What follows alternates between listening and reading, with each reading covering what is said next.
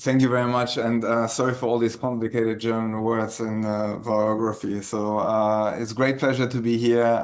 Thank you very much for the invitation. And I think I'm going to repeat quite a lot of the things which I think have already been mentioned in the previous talk, but also give you perhaps a sort of a slightly different perspective on some of these issues. I realize that Zoom seems to be very slow. You've seen many of these newspaper headlines, I think, which proclaim that we're entering a new era in medicine, and that AI is really transforming medicine in many different aspects. And of course, if you sort of look at some of the predictions which have been made in the past, most of you will know this gentleman, um, you can sort of see that not all of these predictions have turned out perhaps to be entirely correct. And perhaps one of the reasons why these predictions have not always been entirely correct is, I think, which was already mentioned earlier, perhaps that we struggle to somehow find a model in which AI can really add value to a clinical workflow, and in particular also be reimbursed. So there's a lot of hype in this domain, but at the same time, if you look at sort of perhaps the area of radiology, you also see that radiology is sort of very much at the forefront of being or taking AI up. And if you look at, for example, the number of AI tools which have been sort of FDA approved from various different big companies, but also from startups, you see that radiology here is a clear leader.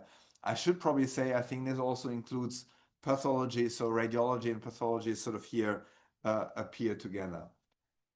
Now, why is perhaps radiology so much at the forefront of this? So if you sort of see the entire imaging workflow in radiology, you can sort of see that there are a number of different components where you could slot AI into it. And of course, I think the ultimate sort of success story is if we can use AI to improve diagnosis and prognosis of diseases. But actually, perhaps the biggest impact of AI so far in radiology has not been at sort of this top of the pyramid, but at the bottom of the pyramid. So if you look into any modern MR scanner you're going to buy from GE, Siemens, or Philips, they're going to have AI built into the image acquisition and the image reconstruction component. And this is from my point of view, perhaps the one big success story for AI in radiology, because here you're using in any clinical workflow, in any radiology department, everyday AI, and most clinicians don't even realize that they're using AI every day. And I think that's actually a big success story.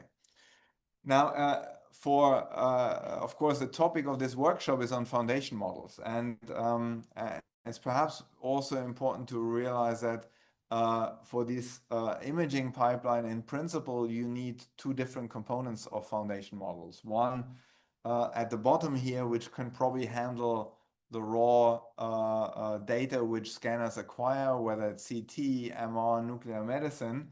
And there's still there's surprisingly very little work on this at the moment. So I think if you're a PhD student or so, this is perhaps a super exciting topic to get into.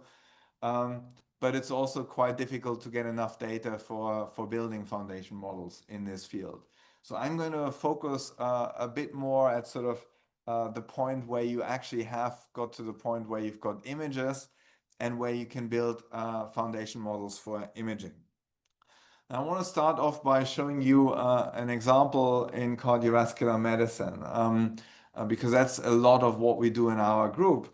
In cardiovascular imaging, one of the trademarks of cardiovascular imaging is that you typically acquire lots of different views of the heart. For example, you acquire short axis views. They're typically also dynamic images. That means 2D plus time. They show you the contraction of the heart.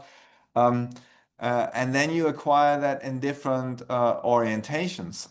And one of the things you would like to do is you would like to have a model which is able to solve all these other downstream tasks using these for this type of data. For example, segmentation, building 3D phenotypes or 3D models of the heart from this imaging data, or for example, performing tasks such as motion tracking, because the heart, of course, is primarily a sort of mechanical organ which actually is supplying oxygenated blood to the entire body. So studying, for example, how the heart is beating is very important for identifying diseases. What we would like ideally to have is a unified model which enables us to solve all these downstream tasks, but can also deal with potentially sparse input data for this.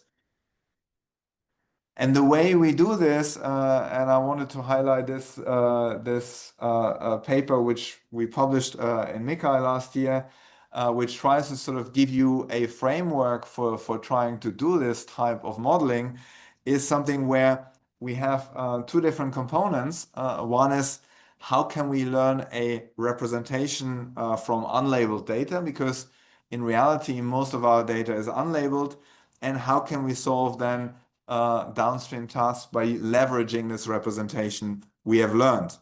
And so what I would like to do is sort of in the beginning, sort of show you a bit how we do the representation learning. And I think for that, I'm probably not going to surprise you very much by highlighting the approach which we take is based on some self-supervised. We effectively tokenize our image data. We then mask some of the image tokens and then have a self-supervised learning problem where we want to reconstruct our images from this masked representation. Now, the way we train our model is perhaps a bit different to what you've seen in the previous talk, where a lot of the data, for example, the X-ray data used there is actually patient data. In this context, we're using data which comes from something called the UK Biobank, which is a population study where they've imaged over 100,000 subjects with MRI, whole body imaging, brain imaging, as well as cardiovascular imaging, and a lot of other linked information. And you can leverage these very large data sets to build also, of course, your foundation models. But it's important to realize that this is largely a healthy a cohort and not a patient cohort. Now, once we have sort of done our building of or our representation learning, we can then sort of see is what can we do in terms of downstream tasks using this type of representations. And here, what we typically do is we effectively develop different decoders for different tasks in this representation. Now, the way we do this is, for example, we have a prediction decoder which can directly predict phenotypes in the image from your representation. And those phenotypes are, for example, typically those measurements you would do clinically if you, for example, do an assessment of the cardiovascular system. For example, left ventricular mass, left ventricular volume, ejection fraction, and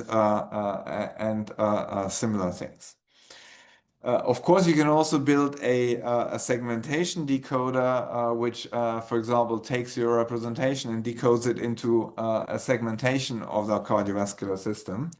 And I wanted to just highlight that this representation you learn is hopefully quite representative of these.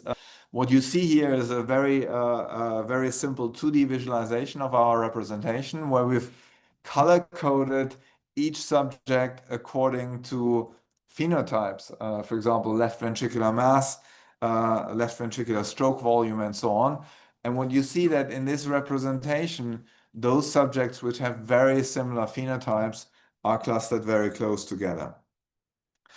But hopefully you can also see on the next slide Sorry, this always takes 5 seconds to update, I think, on Zoom before I already see the next slide here. And you can also see that from that representation, we can also derive then the corresponding segmentations. And these segmentations are quite useful, for example, to identifying whether, for example, your phenotypes, which you have predicted, are also represented here in the morphology of the heart, as you see here on this particular slide.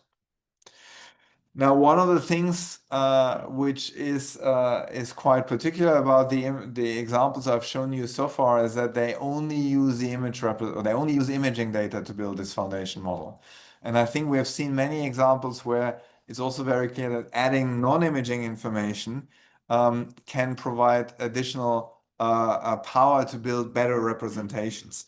This is something which a PhD student of ours, Paul Hager, presented at CVPR 2 years ago, where we have a contrastive learning approach where we combine the imaging information also with tabular information. For example, this is general information about the physical activity of the patient, alcohol consumption, and other things.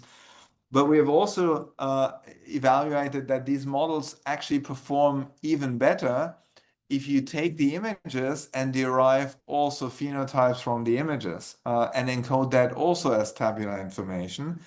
That seems to provide a very useful additional supervision signal, as well as perhaps having classification information, whether these patients have a particular disease or not. And you can then sort of incorporate all that information as you typically do using, for example, a clip-based alignment process where you effectively force an alignment of the representations you learned from imaging and from tabular information, and that provides a very useful information. We've also sort of incorporated that into the latest version of this cardiovascular foundation model, which I've just shown you. This is currently under review and medical image analysis, but you can also find the archive preprint on this, where we sort of really now derive a representation which is driven from imaging, but also from non-imaging information. And if you use such a model for actually then predicting certain features or certain diseases from this, you can see that these models are typically very good at predicting not only imaging phenotypes directly from this representation, but also, for example, certain types of cardiovascular disease. Now, what I've shown you on the previous slide, you can also take perhaps and sort of say, well, if you, for example, if we stay with cardiovascular health, then actually the first line of defense is typically not MR imaging, correct? MR imaging is expensive, has limited availability, but it provides very rich diagnostic information. What typically happens if you have, for example, chest pain or other things, the first line of defense might be either a simple chest X-ray or an ECG, correct? An ECG is a very cheap, cheerful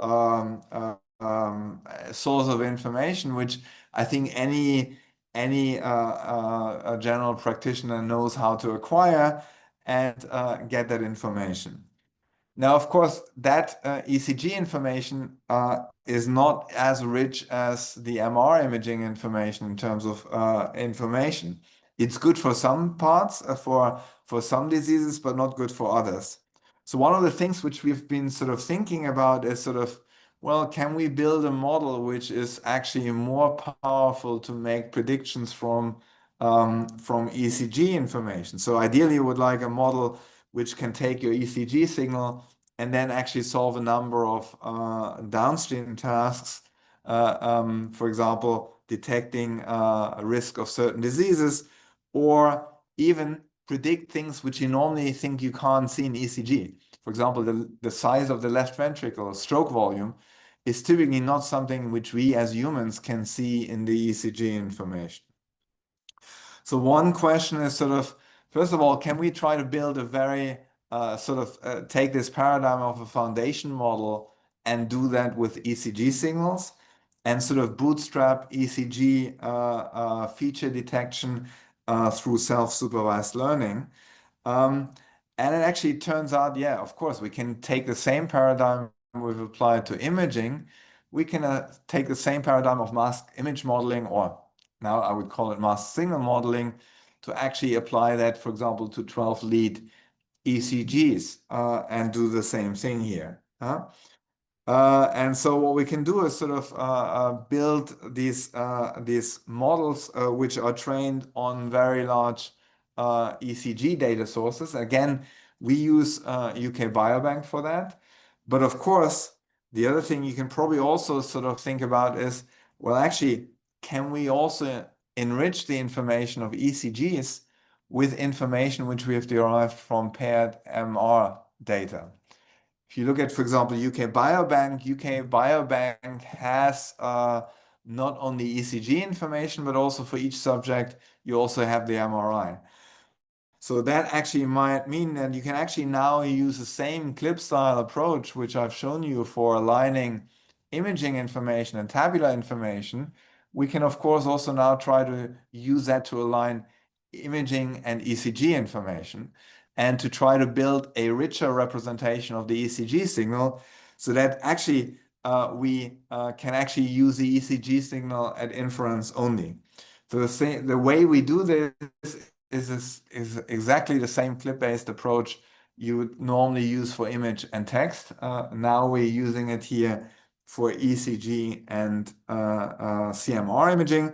And then what we have is a model which at inference time here at the bottom of this slide only gets the ECG information, but actually now knows how to map that ECG representation into a representation which has also been enriched with information from MRI imaging, and now can actually do a much better job at, for example, predicting things from the ECG which you think normally are very hard to predict, whether these are, for example, morphological features of the heart or certain diseases where you think ECG is typically not very good at. And this is something which I think is very interesting. Now, we've also sort of tried to extend this a bit in a paper which is currently submitted to a conference, which really tries to sort of move towards a general purpose foundation model for time series data. Because time series data can sort of, we work with time series data all the time, whether it's in ECG signal analysis, whether it's in EEG signal analysis, or weather or financial data. But of course, this data typically all comes from very different sources and has very different properties. So one of the things which we've been sort of working on is sort of how we can build a model which can, for example, deal with different numbers of input channels and can, for example, have a good way of sort of tokenizing your signal data and actually also applying sensible masking strategies. So if you wanted to know a bit more about this, I would recommend you to have a look into this paper. Here's a bit of an outline. I think the sort of key contributions which I would sort of see there is sort of a tokenization strategy which can deal with multiple different input channels, and also has a very sensible way of doing the tokenization, a sensible masking strategy, and several different pre-training objective functions for your model. Now, I want to sort of switch a bit gears and go towards models which I think we have also talked about quite a lot. Of course, language models. Because language models are very popular in medicine because natural language, I think, is a standard way of how clinicians communicate between themselves. So being able to communicate with the computer also with natural language, I think is very natural and therefore has led to lots of excitement. And in particular, if you look at some of these headlines which have come out, they basically say, well, a ChatGPT version is as good as any clinician, or even better than any clinician. Um, and quite often, I think there's a lot of truth in this, but you also have to take it with a lot of a pinch of salt.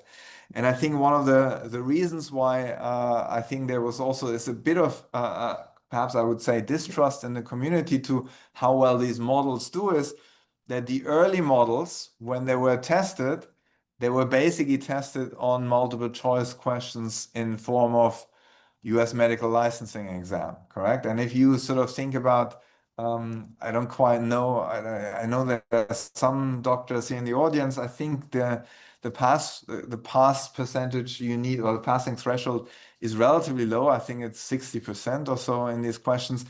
If you look at ChatGPT 3.5, that already passed this quite a long time ago. And if you look at sort of more modern models, of course, they score extremely highly in these tests. Of course, it's also quite likely that they've probably been trained on some of these questions as well. That's also something you should keep in mind. But one of the things which is very important to sort of keep in mind is sort of this type of test measures quite a lot of things which are probably not very realistic in clinical scenarios. So it's multiple choice. It's very rare that a patient comes to you into the hospital and says, "Oh, here's a multiple choice question for you. Which disease of those do I have?" Um, they also typically use a scenario where they have all the information up front, correct? And that's also not how a patient presents to your emergency room physician. And they quite often use sort of classical textbook symptoms, which also perhaps makes the diagnosis a bit easier. So I think what I want to sort of highlight that these very early tests they don't really reflect real world scenarios. Now, one of the things which I think is very nice to see that in the last actually the thing field moves so rapidly in the last month or so, there have been a lot of papers coming out proposing much better benchmarks for doing this. So I think the field is moving towards a scenario where you really try to test this on real world clinical scenarios. I just wanted to highlight why I think that's so important, because when we did a while ago some benchmarking of some of these models, it was actually, to us at least, quite surprising how these LLMs perform in these realistic scenarios, in a sense that they don't follow clinical guidelines, even if you put these clinical guidelines into the prompt or into the context. They struggle to interpret numerical results. Of course, many lab measurements are numerical results. And they're, for example, also very sensitive to the quantity of information and, for example, in which order you give this information, which, of course, your normal physician hopefully is not so sensitive to whether you tell him, I have diabetes and high blood pressure.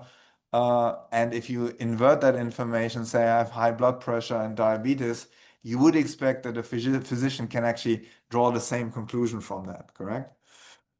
So I wanted to sort of conclude with an example, which I do think is quite interesting.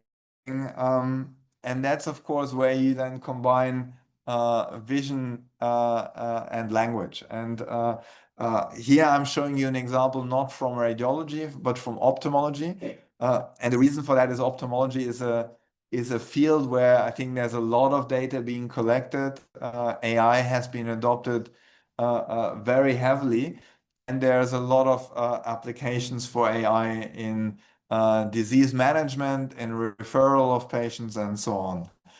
And the idea in this scenario is that you basically provide two types of input to such a model, namely a question or some context, as well as an image.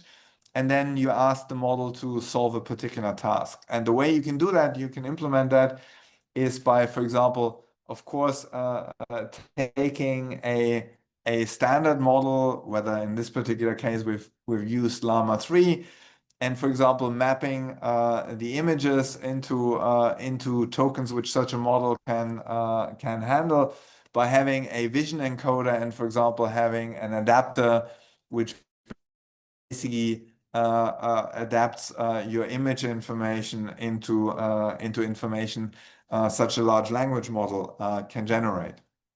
So it can interpret.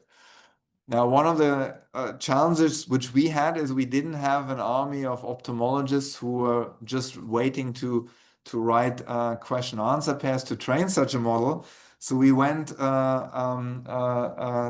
our clinical colleagues, which fortunately have a very large database of images which are analyzed, for example, for clinical trials, which have been QC'd and where measurements have been extracted from all of these images. Very comprehensive measurements, and they're all visually QC'd. And so you have this tabular information or these features extracted for each image, and you can use these features to take an LLM to actually generate question answer pairs from these tabular features. And you see some of these question answer pairs which are generated in this automated fashion from a large number of images. And sort of in the second stage, we also opted for taking a very small number of images. In this second stage, we opted for taking a very small number of images and asking the ophthalmologist to really write very, very detailed report, much long. I mean, one of the things you have to remember about ophthalmology is not like radiology. They typically never write a report about an image, correct? They just give you a diagnosis. So we asked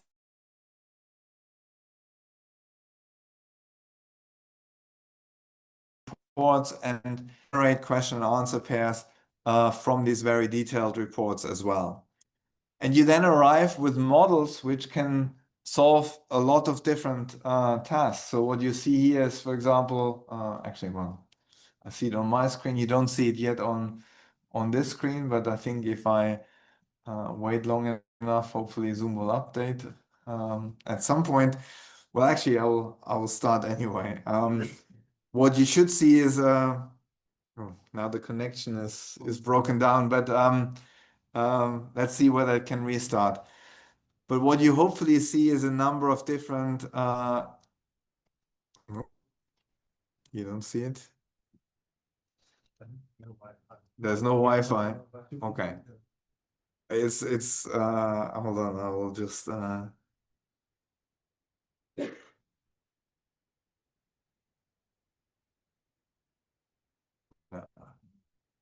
on, I think there's one Wi-Fi coming. Just use my hotspot. No, I think it's back now. It's back now? I think just probably need to reshare the screen, correct? Oh, okay.